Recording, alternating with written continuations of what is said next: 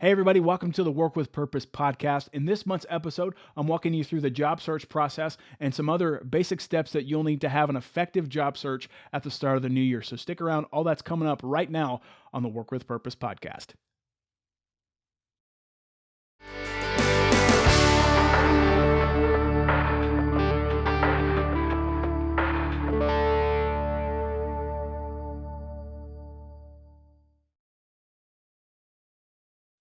Hey, everybody, welcome to this month's episode of the Work with Purpose podcast. I am your host, Randy Mahoney Jr. Thank you so much for joining us on this month's episode. If you're new to our show, we are a seasonal career podcast, and we bring new episodes to you on the first Friday of the month. Our goal with each episode is to help you work with purpose on your career journey, help you work in line with your unique skills, your unique gifts, and your unique strengths to serve others. And we seek to do that in each episode in the span of 20 to 30 minutes. Also, I want to remind you that with each episode, we work to produce an application guide with application questions. If you look below this video, if you are watching our podcast on YouTube for the video companion to this show, you will give a link to our application guide. You can also get our application guide at our website, WWPCast.com. That's WWPCast.com. So this month, with the start of a new year, I knew I wanted to bring you some intentional information to get your year started off right. And really that information is focused to helping you to try to serve and help you have a focused and productive job search. And I knew I wanted to bring this topic of a job search to you in the start of 2022, just because there are a lot of statistics out there that many people try to search for a new job, usually when the time January rolls around when this episode is coming out. Let's go ahead and get started to talk about some of the basic steps of how to have a productive job search for the new year.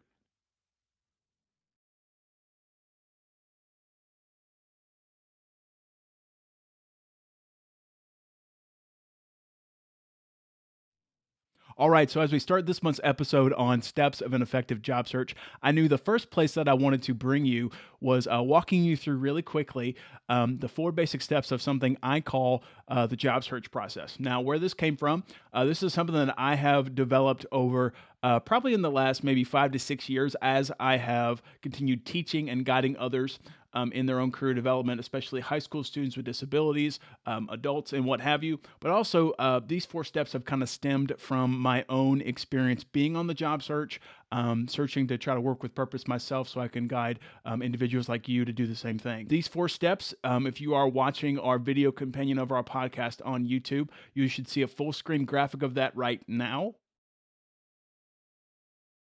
And that'll lay out the job search process for you. But I'm going to go through these four steps really quick as well for our listeners as well. So here they are, four steps of the job search process. Number one, you want to do preparation work, also called prep work. Number two, you want to develop a resume and references. Number three, you want to write and send out a cover letter. There's some other steps with that too, but send out a cover letter. And then number four, the final step of someone's typical job search process, it culminates in you as a candidate, as a job seeker, having a job interview. So let me unpack each of those four steps really quickly. Now, I'm going to go through these quickly. We're not going to spend a lot of time on them. I might come back in a future season to do more of a deep dive on each of these steps in someone's job search process. If you would like that, definitely send us an email. You can visit our website, WWPcast.com, to share us, your ideas for that, or you can visit our YouTube channel, search the Work with Purpose podcast on YouTube. You can leave a comment there. But let's talk through these four steps of the job search process. Now, number one, I told you the first step was preparation work or prep work.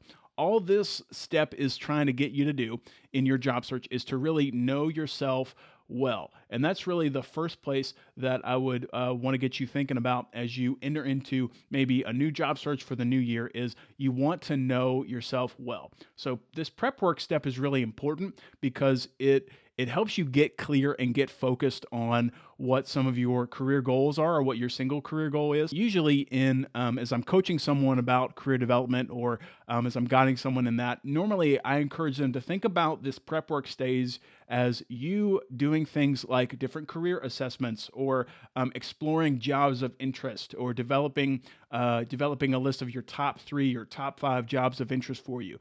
And really, you're trying to figure out ultimately, you're trying to choose a career goal or choose a job of interest or a group of jobs so that it can kind of help you get focused and get clear on the next steps of your job search process. So you're really starting to get clear, know yourself well, know more about your personality, know more about your top values, your top skills, your top strengths.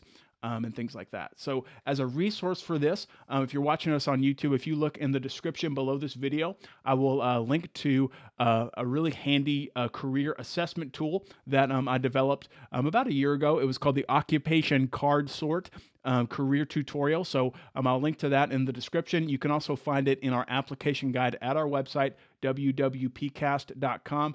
It is a really handy resource to help you get clear on what some of your top work values are. And I'll also link a couple career assessments that I have used personally, that I've used with others, and that I recommend. So I'll put those in the description below this video if you're watching us on YouTube, and in our application guide as well, so you do not miss that. So that's really quickly what the purpose of prep work or preparation work is: to get to know yourself really well, get clear on your top skills, and then move on to the second step of someone's job search process, which is when you are developing your resume and your references. Now, if you've not heard of the idea of a resume before, all a resume is that it is a summary of your contact information, your employment or working history, and your skills and your experience. And in all of my research and reading about effective use of someone's resume in their job search, what I've come back with is that someone using a resume effectively in their job search is that you want to make sure you edit, tweak, or revise your resume for whatever job or jobs you are applying for. That's something really common, but it brings repeating again that a resume is a summary. You don't include everything in that. And there are some other details about that too that we won't get in today, such as formatting and what have you, but that's the idea of a resume. References, the other part of this second step of the job search process. References, how I like to describe them are that references, you might hear them called professional references or job references. References are people who know you well. Maybe you've worked with them in a past position, or maybe they've been a coworker of yours, but there's someone who can speak well about you to a possible employer, and they can give a balanced approach. So references, there's someone who can speak well about you to an employer and can give a balanced approach. Now, when it comes to references, you really want to be selective about who you choose to include with your references. Sometimes in past guidance that I've given to individuals I've worked with on career development, people have shared with me, hey, Randy, are my parents good to use for a job reference? Should I use my mom? Should I use a family member? Now, usually I advise against that, because if you think about it, with an individual who might be seeking a job, and if they choose to include a relative or a parent as a family member, my advice to you is that they would probably give more of just the positive ideas about who you are as a candidate, and not give that balanced approach. What you want to include for a job reference or a professional reference is someone who can give those positive things, your top skills, your top qualities as an employee, as a worker, but also you want to have somebody who can give the areas of improvement, or skills you can continue to develop and grow like that. So really quick, just to kind of summarize again,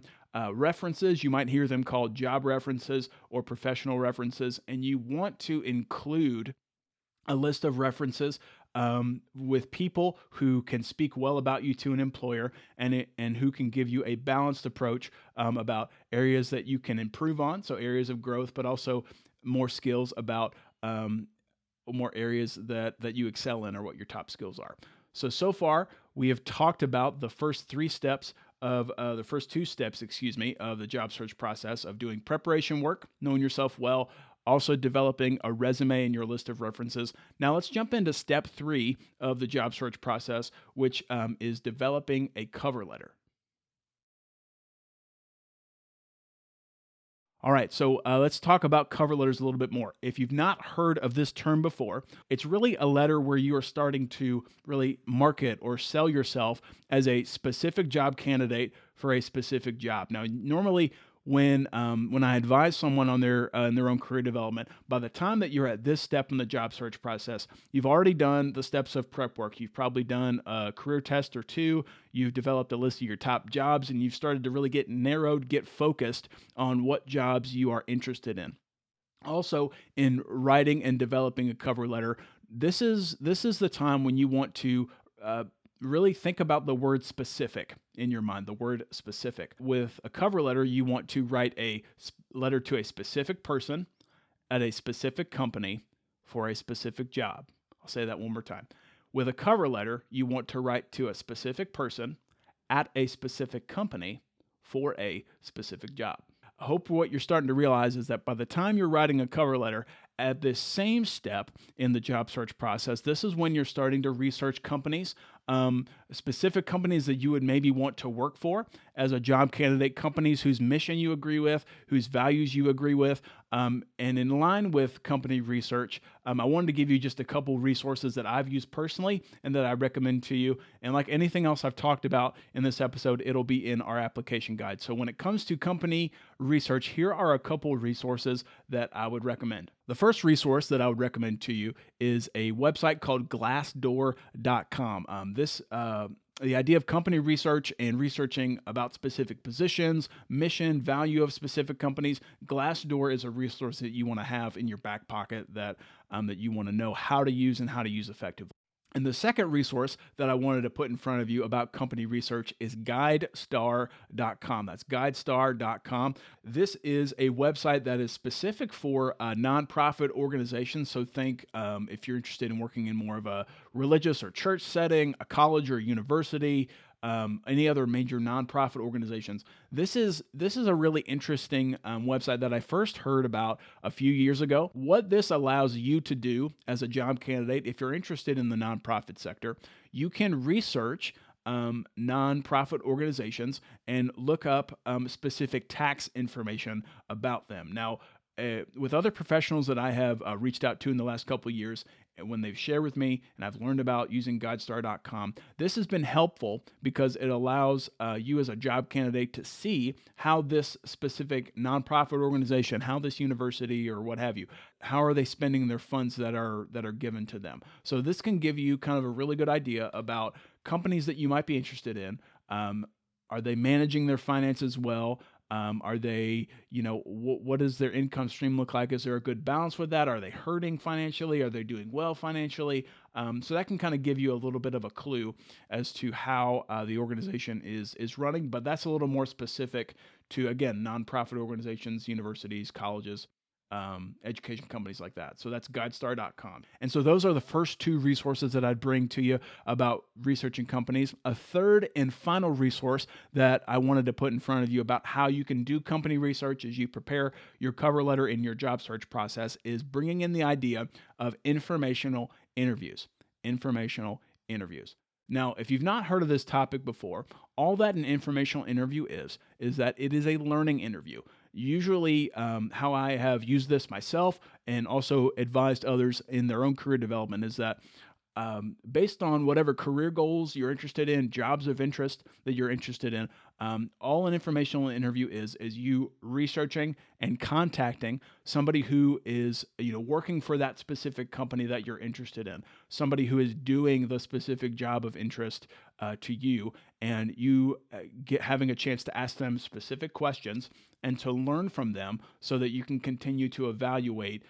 Would you want to work for this company? Would you want to do this specific job? So again, I've created a free career resource about using LinkedIn for informational interviews. If you want to get a copy of that, if you're watching us on YouTube, you can look in the description below this video to get your copy of that. You can also find that in our application guide at our website, WWPCast.com. So now that we've talked through those first three steps of the job search process, I want to come back to you and mention the fourth and final step of the job search process, developed over my years of advising others on their own career development and in my own career journey, is the step of having and completing a job interview. Now, I could spend a whole episode, maybe a whole season, on best practices for interviews, but really what I want you to understand for this last step of the job search process is that the other steps before it, the prep work, career tests, writing your resume and references, developing your cover letter, all those steps build on each other, and they all culminate in this last step of having a job interview, or that face-to-face meeting or virtual meeting between you as a job candidate and someone who has the chance to make a yes or no decision about hiring you for a job, which is also called a hiring manager. You've done all this work so far in the job search process, and by the time you've gotten to a job interview, this is when you are having a chance to speak about yourself, speak about your top skills, speak about your experiences, whether it's through a video meeting or whether it's through a face-to-face conversation, which is pretty typical. The ultimate goal of the job interview is that you are hired for the job, or you know what the next steps are. Now, I will say with job interviews, they can vary in length of interview. Some companies choose to do multiple rounds of interviews.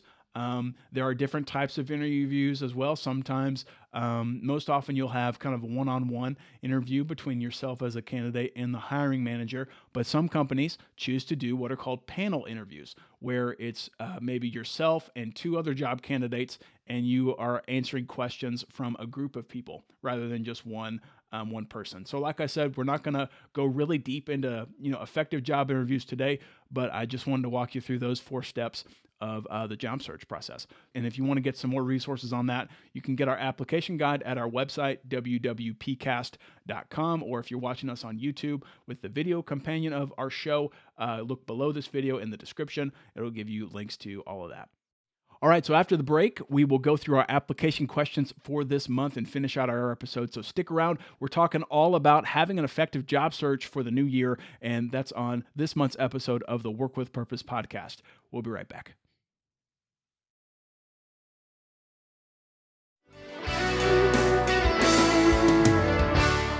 Hey everybody, Randy here. I'm taking a short break from this episode to give you an opportunity to check out a specific resource that I made just for you.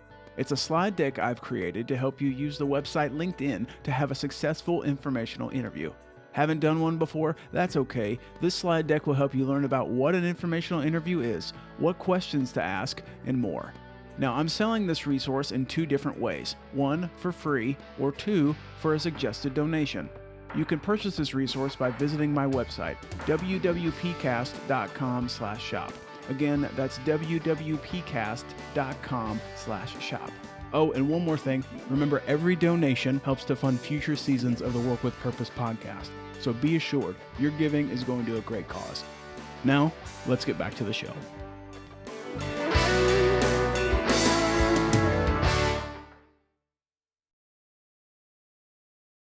All right, welcome back to the Work with Purpose podcast. This month, I've been walking you through basic steps of how to have an effective job search for the new year.